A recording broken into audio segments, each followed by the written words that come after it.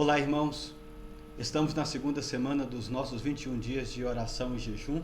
E nessa segunda semana nós estamos orando pelos nossos milagres pessoais, aquilo que talvez nos incomoda, algumas necessidades que podem trazer peso e preocupação para nós. E hoje é o 10º dia com o tema Guarde seu coração, a decisão que muda a vida. Vamos meditar na palavra de Deus em Provérbios capítulo 4, verso 23 a 27. E a ênfase deste dia é saúde emocional. Diz assim a palavra do nosso Deus: acima de tudo, guarde o seu coração, pois dele procedem toda a vida. Afaste da sua boca as palavras perversas, fique longe dos seus lábios a maldade.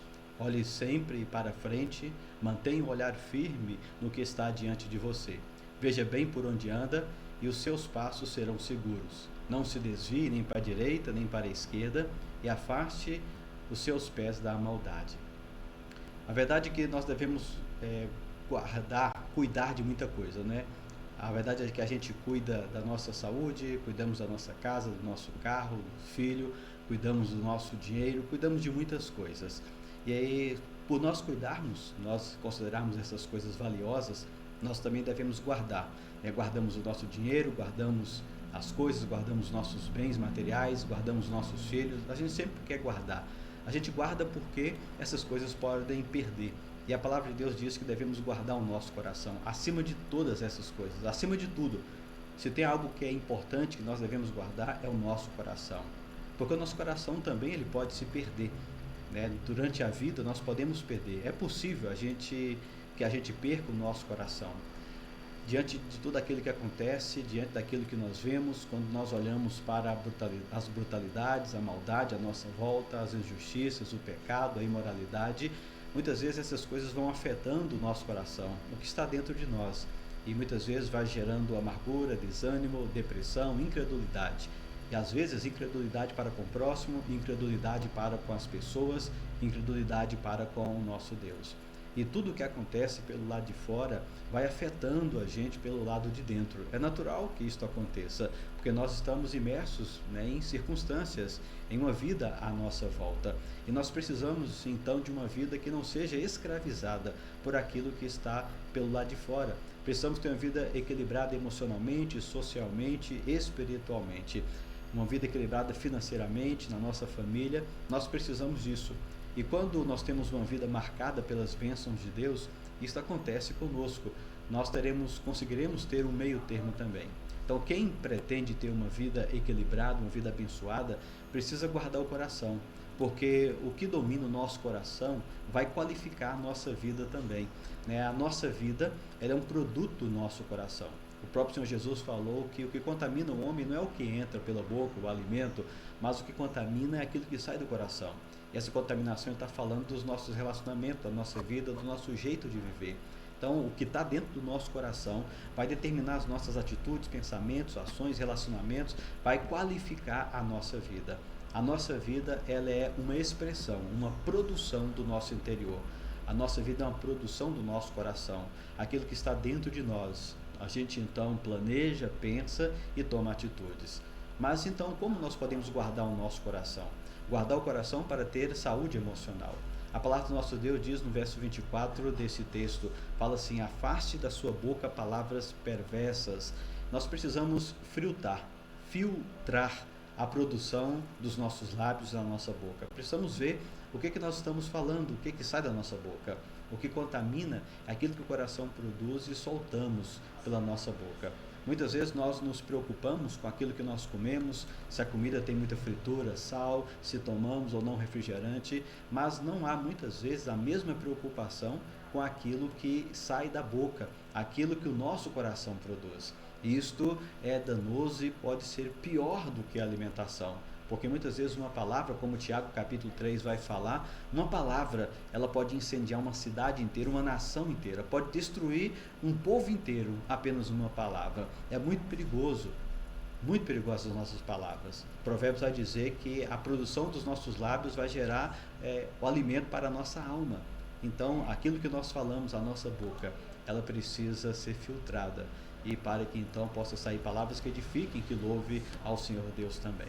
Aquilo que você solta vai produzir pedras ou flores para as outras pessoas. E isso com certeza também acaba voltando para a nossa vida.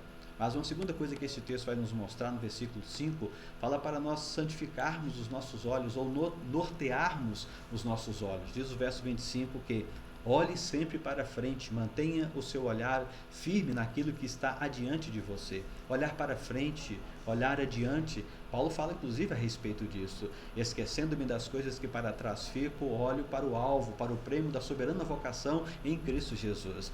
Esse é um exercício importante que nós precisamos fazer para manter o nosso coração.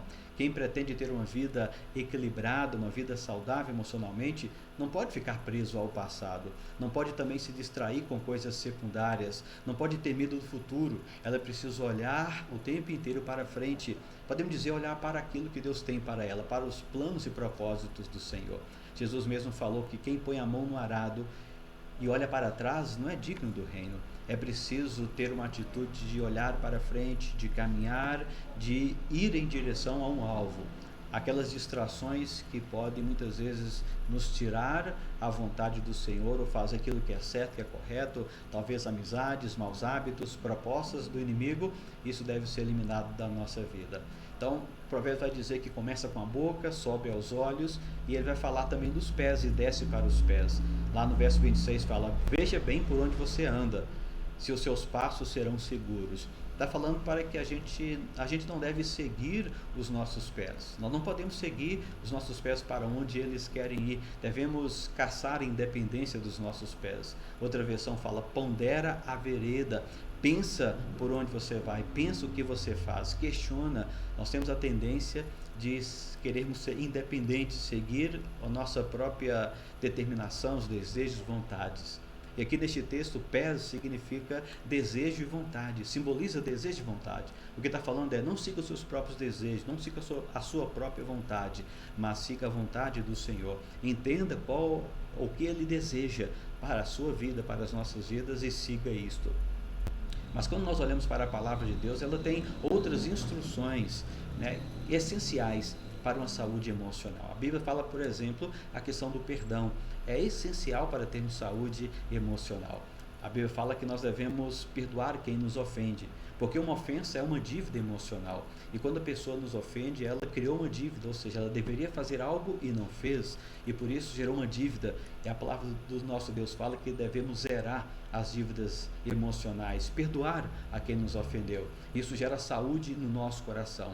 Também nós devemos pedir perdão a quem nós ofendemos, porque isso gera humildade. A palavra do Senhor Deus diz em Tiago que Deus ele exalta aos humildes, mas abate aos orgulhosos. A Bíblia fala também que devemos ocupar a nossa mente. Filipenses 4:8 diz que devemos ocupar a nossa mente com aquilo que é verdadeiro, honesto, justo, puro, amável, aquilo que tem boa fama, o que é virtuoso, aquilo que pode louvar a Deus. Isso ocupe a nossa mente. O texto, versículo 9 e 10, fala que o Deus da paz guardará o nosso coração e mente em Cristo Jesus. Este é um segredo para a saúde emocional, ocupar a nossa mente com aquilo que a palavra de Deus nos pede. Devemos também fazer o bem às outras pessoas, ajudar as outras pessoas. Isto é altruísmo, isso ajuda a quebrar o orgulho, o individualismo, o egoísmo no nosso coração, e isso com certeza gera saúde emocional. Também devemos entregar a nossa ansiedade ao Senhor. O Senhor Jesus falou isso, não devemos andar ansiosos. O apóstolo Paulo, Pedro, João, toda a palavra do Senhor Deus fala que nós devemos colocar a nossa ansiedade diante do Senhor. E a palavra do nosso Deus diz que devemos olhar para Ele. Salmo 42, versículo 11 fala, por que estás abatida, ó minha alma? Por que te perturbas dentro de mim? Espera em Deus, pois ainda o louvarei, meu Salvador e Deus meu. Espera em Deus, olhe para o Senhor, olhe para o Senhor.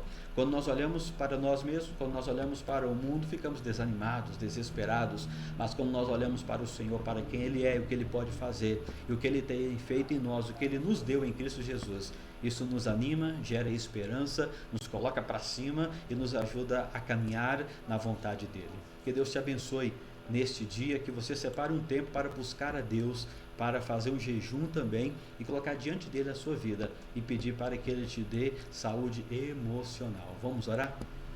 Deus eterno, em nome de Jesus, nós clamamos que o Senhor nos dê alívio em nossos corações e o Senhor cure as nossas emoções em nome de Jesus. Que o Senhor nos dê paz e que o Senhor nos dê tranquilidade em nossa vida. Pai querido, que o Senhor gere refrigério em nossos corações, para que possamos, se for preciso, perdoar, para que possamos tirar aquilo que tem desonrado o Senhor, aquilo que tem nos incomodado, e possamos vencer, ó Pai, seja pecados, maus hábitos, pensamentos danosos, aquilo que tem muitas vezes atrapalhado as nossas vidas e gerado dor emocional em nós. Nos ajude a vencer, ó Senhor, nos ajude, em nome de Jesus. Amém.